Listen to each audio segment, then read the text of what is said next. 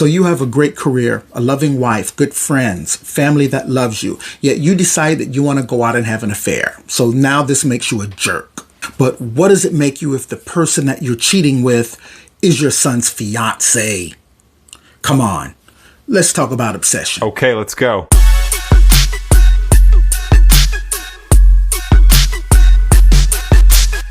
First things first, this isn't the Jeremy Irons movie. This isn't the Stone Cold Steve Austin movie. Nor is it Sam Jackson's movie. That's going to be coming out soon. This is a Netflix original. It's starring Richard Armitage and Charlie Murphy. See, shows like this really get under my skin a little bit because I can't fathom how somebody that's fought so hard, strived for excellence, worked their way all the way to the top, and they'd be willing to lose it all for some young tail. In this fool's case, his son's fiancés. You could smell trouble coming a mile away. How could you not see how this was going to play out? Or is your marriage that dull that you just don't give a shit?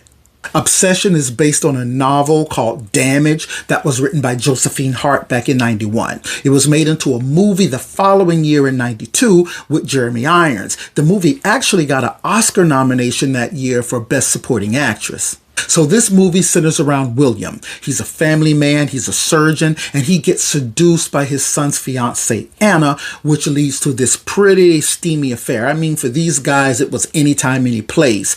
And all the while, Anna is trying to juggle both relationships as well as her own personal demons, but William can't seem to control himself. He becomes extremely obsessed with her, and things just spiral out of control from there. Anna has complete control of this dude's mind. I mean, she's in absolute control of the guy. He could care less about his son or his family at this point.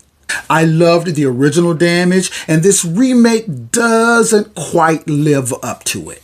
Now, critics and audiences were not kind to this movie at all. They tore this shit up like a turkey on Thanksgiving, and I can kind of understand why. I mean, the movie is a trope-filled mess, and it tries to cover up the story flaws with wild sex scenes. This all leads to a pretty sad ending that kind of serves as a caution for obsession and adultery. You know, the things that sometimes play out in our heads might be better off left there, because the choices that you make may affect not only your life, but the lives of other people as well.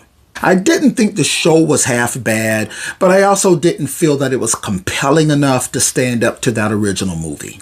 It's divided into 4 45-minute episodes and is streaming over on Netflix, fam, if you'd like to check it out for yourself. Or hey, maybe you already have. Either way, hit me over there in those comments, fam, and let's talk about Obsession, because I'd love to hear your opinion.